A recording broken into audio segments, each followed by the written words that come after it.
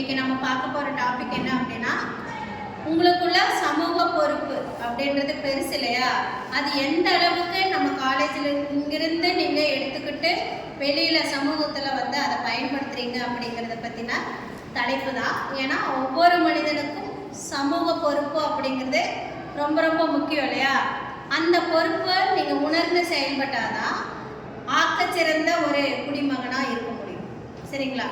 அந்த வகையில் இன்னைக்கு வந்து நமக்கு உங்கள் கிளாஸில் ஒருத்தவங்க பேச போகிறாங்க, கமலி தான் பேச போகிறாங்க. சரியா? அது என்ன அப்படின்றத கேட்கலாம். அதுக்கு அடுத்தது நீங்கள் எப்படி உங்களோட பங்களிப்பை சொல்கிறீங்க அப்படிங்கிறத பார்க்கலாம். கமலி வாங்க, நீங்கள் சொல்லுங்கள் உங்களோட பொறுப்புகளை. சொல்லுங்கள். எல்லாருக்குமே மதிய வணக்கம். என் பேர் கமலி.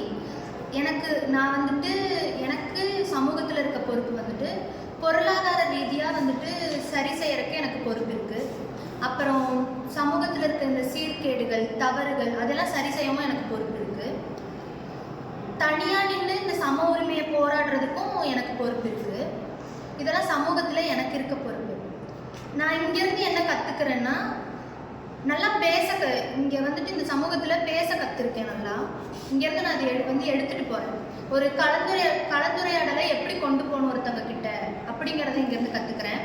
யார்கிட்ட எப்படி நடந்துக்கணும், பெரியவங்களை மதித்து நடந்துக்கிறது, சின்னவங்களையும் மதித்து நடந்துக்கிறது, அந்த மாதிரி மதிப்பு கொடுத்து யார்கிட்ட எப்படி நடந்துக்கணும், என்னென்ன பேசணும் அப்படிங்கிறதெல்லாம் கற்றுட்டு போகிறேன் இங்கேருந்து. இது வந்துட்டு சமூகத்தில் நான் கற்றுட்டு போகிறது. இது தவிர்த்து எனக்கு நிறைய பொறுப்புகள் இருக்குது சமூகத்தில். இப்போ நான் சொன்ன மாதிரி தான் இங்கே இருக்க நிறைய சீர்கேடுகள்னால் எப்படி சொல்கிறது, நிறைய இந்த மதுபானங்களெல்லாம் வந்துட்டு அனாவசியமாக திறந்து வைக்கிறது, இந்த போதைப் பொருளெல்லாம் அனாவசியமாக யூஸ் பண்ணுறது, அவங்களெல்லாம் வந்துட்டு என்னால் சரி செய்ய முடியாது. இருந்தாலும் வந்துட்டு எனக்கு இதெல்லாம் சரி செய்ய இந்த சமூகத்தில் எனக்கு ஒரு பொறுப்பு இருக்குது. இதெல்லாம் வந்துட்டு என்னோட பொறுப்பு. இந்த சமூகத்தில் வந்துட்டு பெரியவங்கன்னா அவங்களோட பொறுப்புகளை வந்துட்டு அறிஞ்சு நடந்துக்கணும். அவங்களோட பொறுப்புகள் எப்படின்னா, இப்போ ஒருத்தவங்க பார்க்குற மாதிரியே தவறுகள் நிறைய பேர் செய்கிறாங்க. இப்போ நமக்கு வயதில் மூத்தவங்கன்னா நம்ம பார்க்குற மாதிரியே, இப்போ நம்ம வீட்லேயே எடுத்துக்கிட்டோன்னா நம்ம அப்பா அவங்களாம் வீட்டுக்கு குடிச்சிட்டு வர்றது, இந்த மாதிரி நிறைய நம்ம கண்ணு எதிரே நம்ம தவறுகள் நடக்கும்போது நம்மளும் அந்த வழியிலே தான் போகணும்னு தோணும். இதெல்லாம் வந்துட்டு நம்ம வயதுக்கு மூத்தவங்க இதெல்லாம் வந்துட்டு பண்ணக்கூடாது. இப்போ சிறு வயதாக இருக்காங்கன்னா அவங்களுக்கு நம்ம நல்ல விஷயங்களை தான் சொல்லி கொடுத்து வளர்க்கணும். நம்ம எதை விதைக்கிறோமோ அதுதான் விளையும். அந்த மாதிரி நம்ம எதை அவங்களுக்கு சொல்லித்தரமோ அதுதான் அவங்க வந்துட்டு பிற்காலத்தில் வந்துட்டு கொண்டு போவாங்க. இப்போ நம்மள மாதிரி அடல்ட்டாக இருக்கவங்களுக்கெல்லாம் வந்துட்டு கூட நட்பு கேடு விளைவிக்கும். கண்டிப்பாக நம்ம சேர்க்கை வந்துட்டு கரெக்டாக இருக்கணும். நம்ம இப்போது கெட்டவங்க கூடயே சேர்றோம்னாலும் அவங்களையும் நம்ம சரி செய்ய முயற்சிக்கலாம். அதுவும் நம்மளுடைய பொறுப்பு தான். வீட்டில் நம்ம பார்த்துக்கிட்டோம்னாலுமே நம்ம பெற்றோர்களே வந்துட்டு இப்போ சண்டை போடுவாங்க. சண்டை போடும்போதே நிறைய கெட்ட வார்த்தைகள் யூஸ் பண்ணுறது, நிறைய வந்துட்டு தேவையில்லாத வார்த்தைகள்லாம் யூஸ் பண்ணி சண்டை போடும்போது அது நம்ம மனதை வந்துட்டு பாதிக்குதோ இல்லையோ, நமக்கு அந்த வார்த்தைகள் உள்ள போய் நம்மளே வந்துட்டு அது வந்துட்டு நம்மளும் வந்துட்டு இப்போ ஒருத்தவங்க கிட்ட நடந்துக்கும் போது அதே விதத்தில் தான் நடந்துக்கும். நம்ம பெற்றோர்கள் நம்மளை எந்த விதத்தில் வளர்க்குறாங்களோ அந்த விதத்தில் தான் நம்ம அந்த சமூகத்தில் வந்துட்டு வழி நடத்த முடியும். அதே மாதிரி இந்த அரசாங்கத்தில் இந்த சமூகத்தில் நிறைய தவறுகள் நடக்குது. இந்த சிறு வயதிலே போதைப் பொருளுக்கு அடிக்ட் ஆகுறாங்க. பாலியல் ரீதியாக வந்துட்டு பெண்களுக்கு தொந்தரவு கொடுக்குறது. எப்போவுமே வந்துட்டு தண்டனைகள் அதிகமானாதான் தவறுகள் குறைக்கப்படும். அதை வந்துட்டு புரிஞ்சு இந்த அரசாங்கம் வந்துட்டு தண்டனைகளை அதிகப்படுத்தி இங்கே இருக்க தவறுகளை குறைக்க முயற்சி செய்யலாம். இதில் வந்துட்டு தனி மனிதனுக்கான ஒரு ஒழுக்கம் தேவைப்படுது.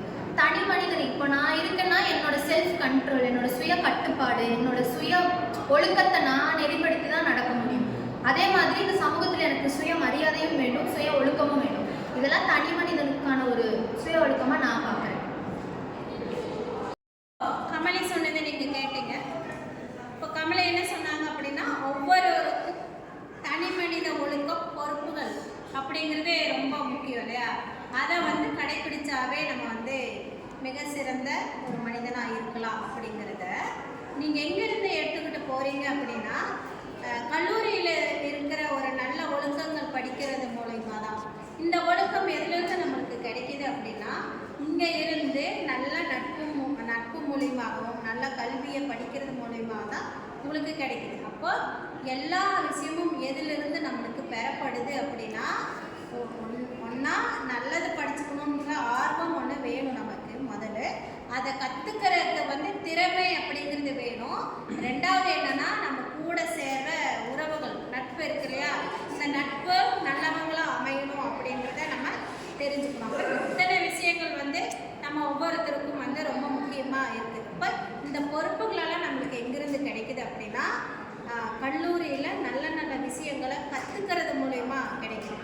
சரியா? இதுதான் ரொம்ப ரொம்ப முக்கியமான ஒரு விஷயம். இப்போ இந்த ஒரு சமூக பொறுப்புகள் இங்கிருந்து கிடைக்கிறதுனால நீ வந்து ஆக்கச்சிறந்த மனிதனாக உருவெடுக்கலாம் பிற்காலத்தில். இதுதான் அவங்களும் சொல்ல வந்தது, நாங்களும் அதை தான் கற்றுக் கொடுத்துருக்கோம். சரிங்களா? சரி, அடுத்த வகுப்பில் வேற ஒரு தலைப்பு